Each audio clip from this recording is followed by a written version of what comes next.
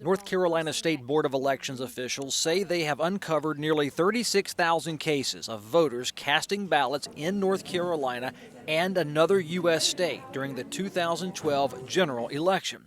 They say they found 765 people with matching name, birthday, and last four digits of their Social Security number who cast multiple ballots. Well, we like exact matches when we're looking, and that's the 765 that we have evidence based on the data that was provided that they not only are registered in two states, but also voted in North Carolina and that other state. So that's exact matches. The State Board of Elections told the Joint Legislative Elections Oversight Committee they found another 35,000 cases of people who voted in multiple states when they screened by names and birthdays while omitting the Social Security comparisons. This is proof positive to me, and I think to most folks who would look at this data as it is, as you presented it, that voter fraud is in fact, or it has in fact occurred. The Elections Board said it found 155,000 additional people who it considered registered for North Carolina but showed voting activity in other U.S. states. That's improper, they say, but it could be the result of bureaucratic or clerical error.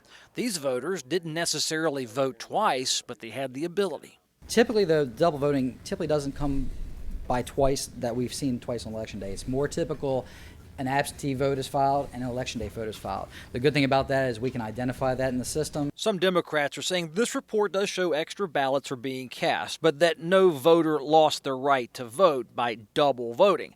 They say the new state voter ID law, it's called VIVA, is more concerning than those double voters.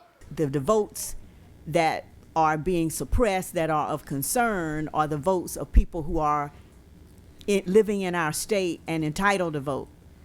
And will be hindered by this law, not by people who are voting from two states. We heard a lot of talk about the bill had the potential of suppressing votes. Well, almost 200,000 people with the potential of having voted twice is a suppression of votes. The State Board of Elections says it investigated votes cast in the name of deceased voters and found 81 cases of voter activity occurring after the voter had died.